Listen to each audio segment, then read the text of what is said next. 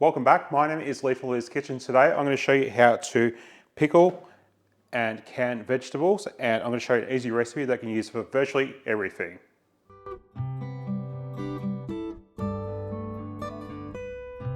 So I live 4 hours from Melbourne, and it's really hard for me to get my hands on some things. And one of those things is daikon. And daikon is used a lot in Vietnamese food, and I absolutely love Vietnamese food. So what we're going to do is we're going to do a pickled carrot and daikon recipe, which is commonly used in Burmese and also on Vietnamese dishes.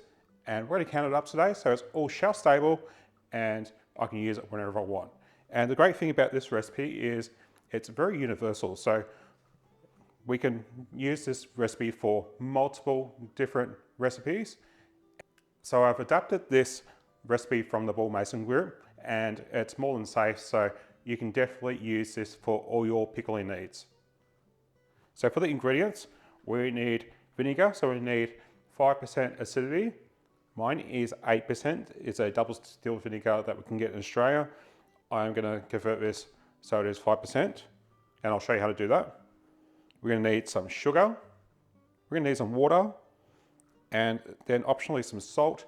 And then after that, you can add some spices or whatever you want. So if you want to put some dill in the bottom and make them, do some dill pickles, or if you want to make them spicy, you can put some different spices in there and just really change the flavor of it and everything. I'm going to keep it plain and simple, so I'm actually going to leave the spices out of this. So what I have here as well, I've got a couple of daikons and also got some carrots here as well. I'm going to do some extra carrots because I didn't buy enough daikons. So I'm just going to even it out a bit, but I think it's still going to be really good. So firstly, I'm going to get my cannice up. So this is just a stock pot, and I have just a cake rack in the bottom there. And we're actually going to steam can these. And I love steam canning because you're not using as much water. We're just going to cover the bottom with a bit of water. Secondly, it's not going to burn you as easy because this isn't going to be filled with water. So it's less of a chance that you're going to drop a jar in there and splash yourself. And thirdly, because there's only that much water in there, the time it takes to actually get this heated up and steam having generated in here and everything, it takes about 10 minutes compared to if you're filling your pot with water up to here and it taking maybe, half an hour to heat up. So it's just fantastic. So I'm going to chuck another litre of water in here, and then we're going to get our jars heating up, and we're going to turn this on a medium heat. So you want just enough just to cover that rack there. This is a short processing time, so you don't need heaps of water. And then I'm just going to get my jars in here, put the lid on, and we're just going to get that heating up on a medium heat while we get everything else organised. Now, if you're not keen on steam canning, or you don't have a pot big enough to actually do like your canning in and everything, you can water bath can. And this is the first pot I actually used for water bath canning. All I did was I grabbed a tea towel, popped it in the bottom there, put my jars in, and then there was enough room there to cover the jars with an inch of water and have it at a rapid boil. So that was perfect to start with. It's a little bit small for me now, but I find the steam canning is just so much better because it just takes so much less time. So now we're going to make the brine, and it's so easy to do, and we're going to get that onto the stove and get that heating up. So for every cup of water we add, we're going to add 1 cup of 5% vinegar to our pot. So I have 3 cups of water here.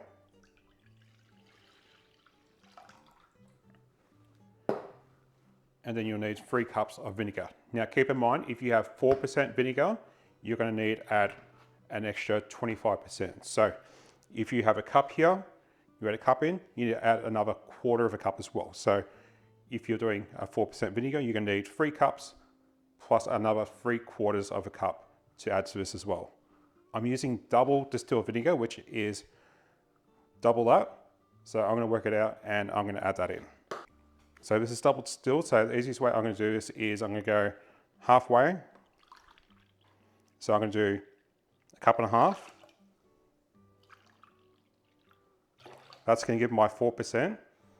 And then to get it up to that 5%, I'm going to add an extra 1/2 cup of the double distilled vinegar.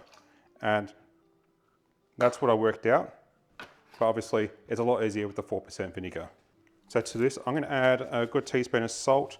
Salt is one of those optional things, and you can add as much as you want or as little as you want. So I'm going to add maybe about a teaspoon. Salt just gives flavour. And then another thing that's optional is sugar. So for the sugar, for this recipe, you can add up to half a cup of sugar per cup. I'm going to add just maybe half a cup of sugar. I don't want these too sweet.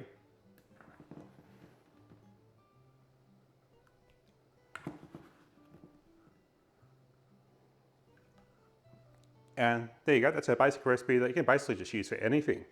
So I'm going to get this onto the stove and just have this just warming up, just so all that sugar and all that salt just dissolves. So now we're going to prepare our vegetables, and you can prepare them however you want.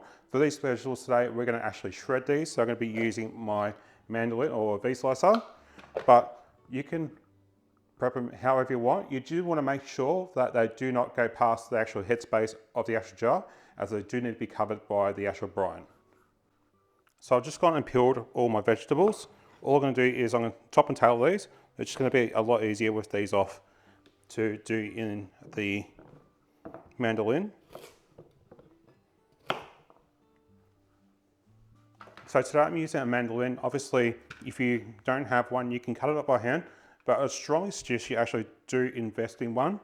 They do look a bit, scary with all the razor blades and everything in them, but if you use the hat, you're going to be more than safe. So what I have is just like a thin cutting blade here. So it's going to make nice thin strands. I want to actually cut this as flat as I can, so I get long strands in it as well. And then as I get close to the end, I will use my hat and make sure it's nice and safe. So don't worry.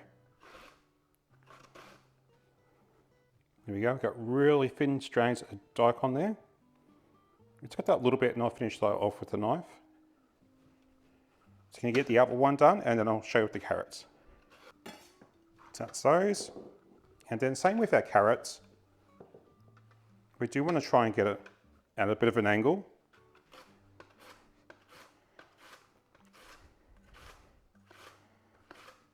So we can do it that way, or else we can lay it down. Use the spikes in the hat and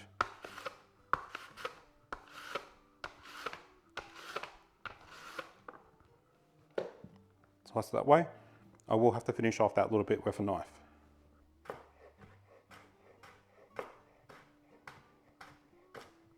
So what I've done is I've just put them all into a bowl, and I'm just going to give them a really good mix just to make sure it's all distributed before I try to get it into the jars. All right, so I did end up with more than I thought we would, because I did do some extra carrots, which doesn't affect anything. So what I'm going to do is I'm going to put this into a bigger pot.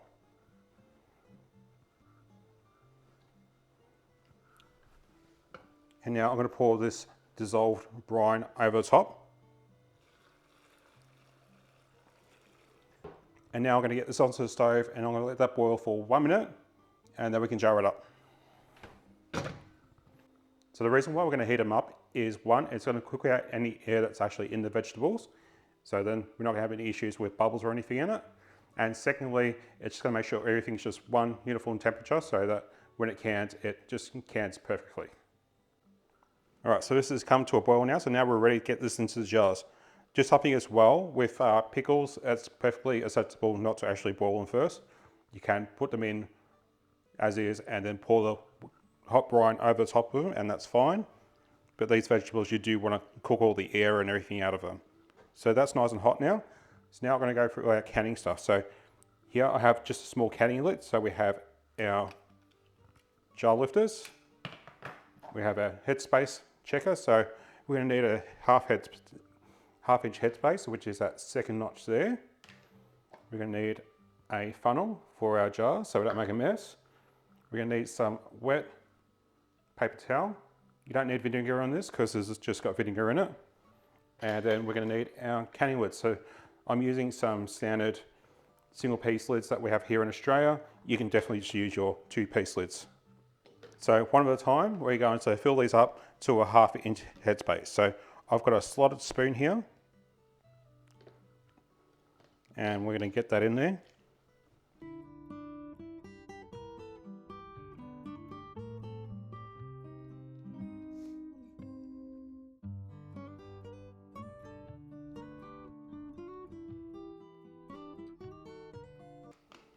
And we do want to make sure the vegetables are under the 1/2 inch headspace.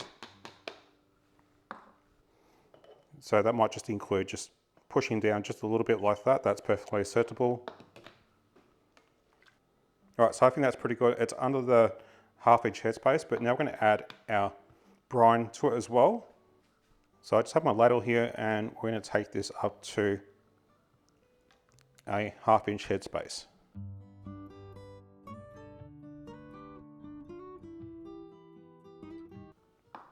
All right, so now we're going to debubble. So what we're going to grab is a tool. So you can use a chopstick or something plastic like this debubble tool. And we're just going to get down the edges here and watch for bubbles and everything. You can see that actually did drop out a little bit. And that's really important.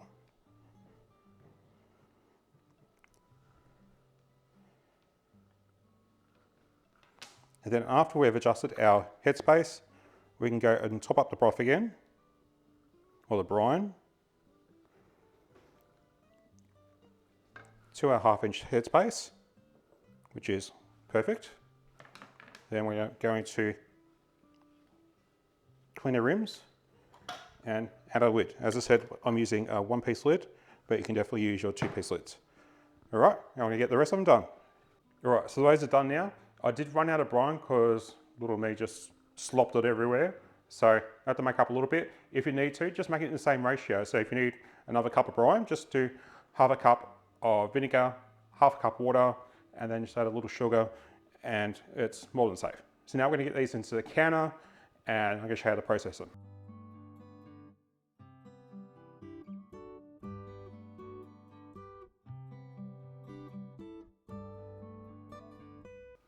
So that's it, those in there. We're gonna put our lid on, and we're gonna crank the heat up and get all that steam all generating. And when we have enough steam in this, all the steams are gonna actually fume out the sides of all the gaps and everything, and out of the little vent hole here. And once we're doing that, we know that it's completely filled with steam. It's 100 degrees, and it's safe to process these jars for 10 minutes. So we can see the steam is now coming out rapidly out the lid here. That means this is full of steam, and now we can start our 10-minute processing time. Make sure as well you do take into account your elevation. You might need to add 5 or 10 more minutes onto this processing time. All right, so that's our timer now. So now all I'm going to do is I'm going to turn off the stove, and I'm going to leave it in here for another 5 minutes before I take the jars out. I've also got a chopping board here, which I'm going to put the jars on and leave them to cool.